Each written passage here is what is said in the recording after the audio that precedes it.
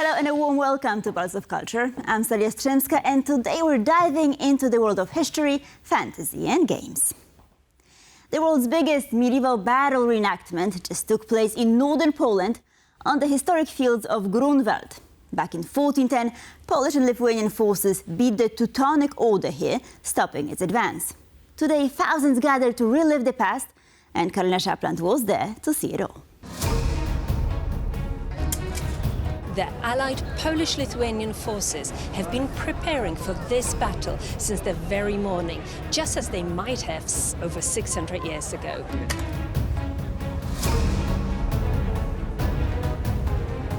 You have to be dressed from toe to your head in full clad armor. You put on a gamberzin, which is light padding. You put then on full steel, which is technically more early 15th century. This was like the peak of armor at this time. And you always have to have someone else to help you put everything on. Alone you cannot do this.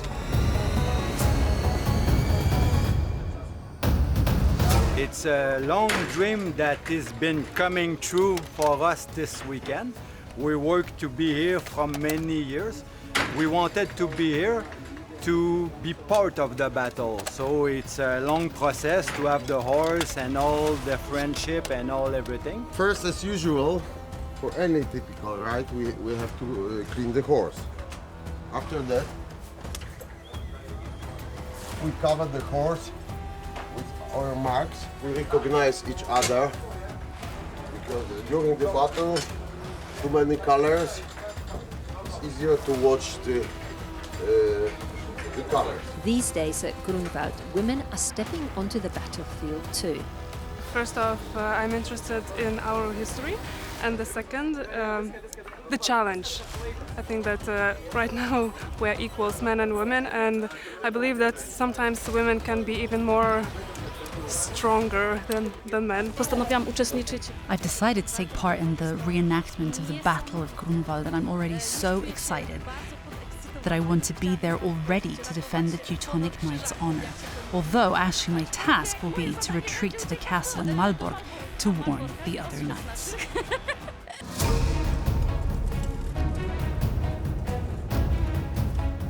Behind me, banners are gathering. In 1410, some 90 banners flew for the Polish-Lithuanian alliance. Perhaps 40,000 troops in total, though historical records vary. The Teutonic Order fielded fewer men, but they were better trained and equipped. Today, over 1,000 reenactors have returned to these fields, clad in chainmail, surcoats, brandishing longswords, maces and lances.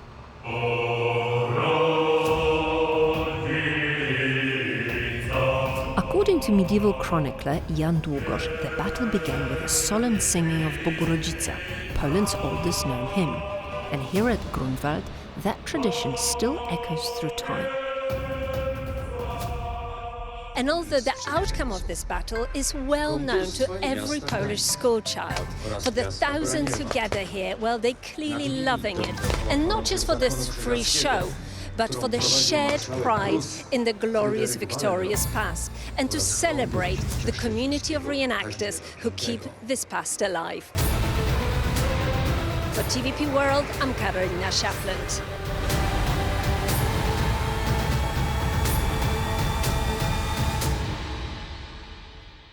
To get 1,000 medieval knights on the battlefield at Grunwald, it actually takes about 3 times that number working behind the scenes. We got to meet the people who make it all happen, from armor makers and leather workers to families who don't come to fight, but to leave everyday life behind and dive into a full-on medieval fantasy.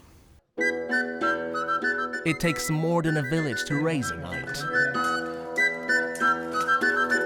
There are the armorers.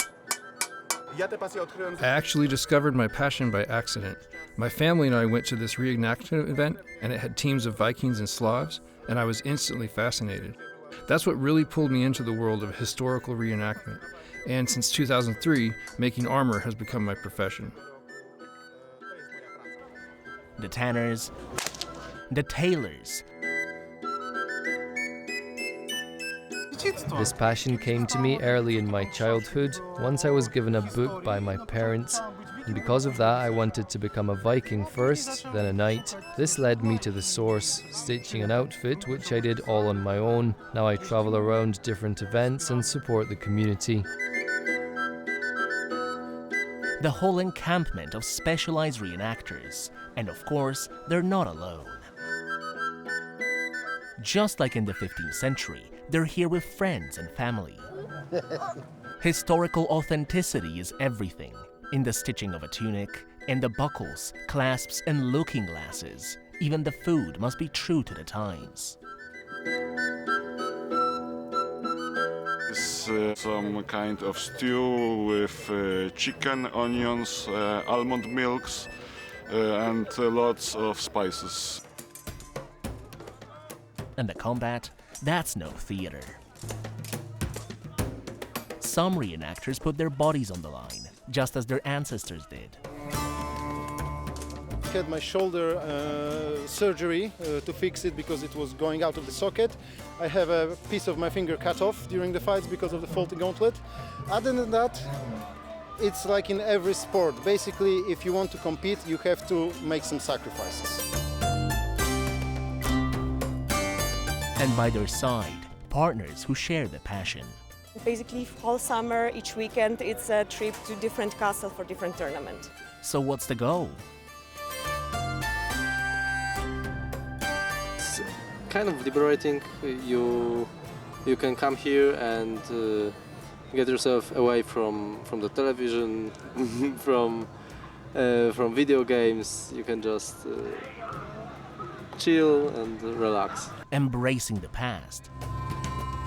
It's pretty amazing to wake up, of course sometimes in the month, sometimes in the sun, but feeling like you have nothing else to do today, you have nothing else to lose. You can go watch some knights fight, you can go get dressed in a very pretty medieval dresses and act like you have nothing else to do today. It's to be part of something larger than life, a living, breathing community. There aren't many gaming communities more misunderstood or under the radar than LARPing, short for live-action role-playing. It's where people from all walks of life come together to act out fantasy stories in real life. For some, it's a way to escape the everyday. For others, it's a creative passion.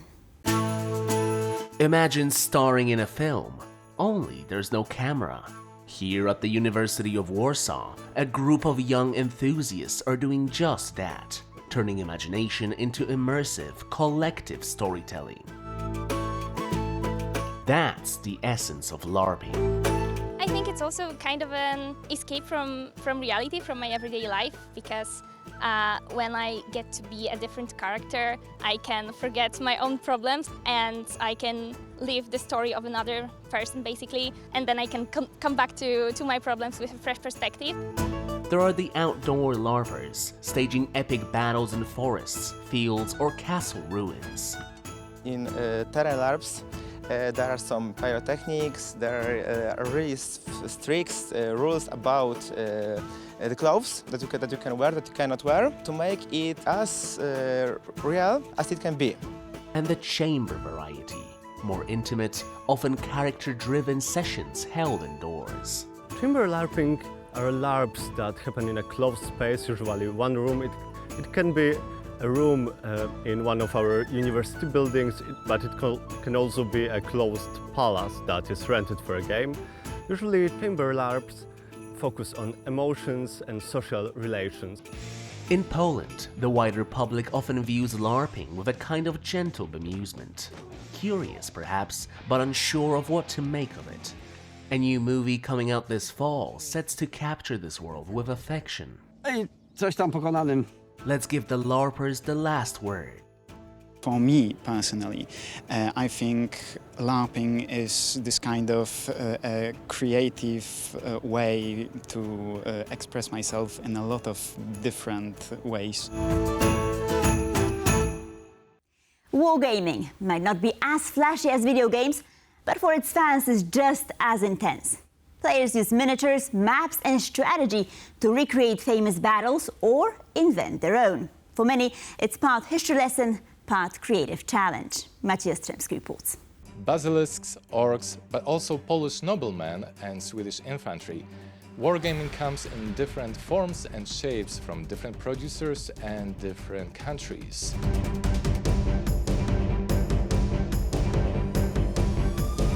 I started this particular hobby about 3 years ago when I started discovering certain video games, and ever since then I got more and more into it, from just gaming to painting. I am actually more of a painter rather than a gamer.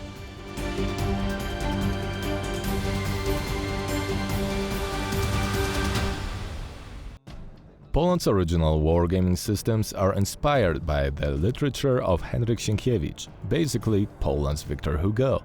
It's winged hussars, Cossacks and Turks, but with a twist of the supernatural.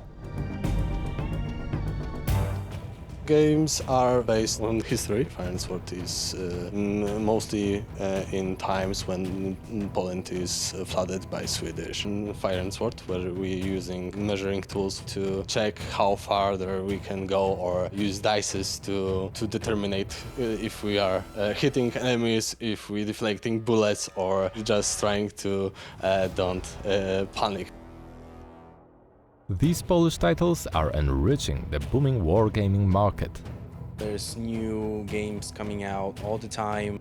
People are trying out new stuff, which is fun. People are trying not only just playing new games, they're trying to make more games, which is awesome, and I love that for the community. I think people from all ages are welcome here. I'm playing this game since 2009.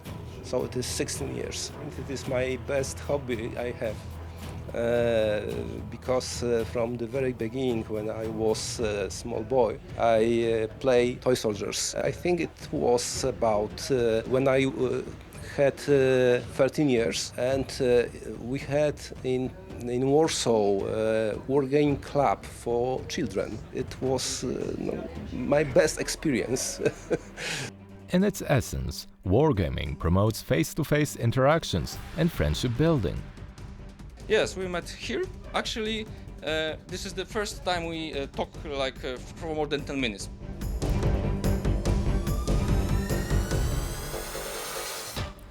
Well, as you can see, these models may be tiny, but they conceal great power, that of bringing together people regardless of age and origin.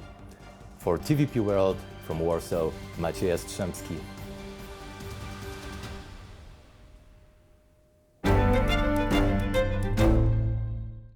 And now it's time for Culture Beats. And we begin with the New Horizons International Film Festival, which returns to Wrocław, showcasing 272 films. For the first time ever, the festival will screen a new feature by the visual artist duo Wilhelm and Anka Sasnal in its opening day retrospective. This year's lineup also includes daring avant-garde works and special gala events, reflecting the festival's mission to redefine cinematic boundaries.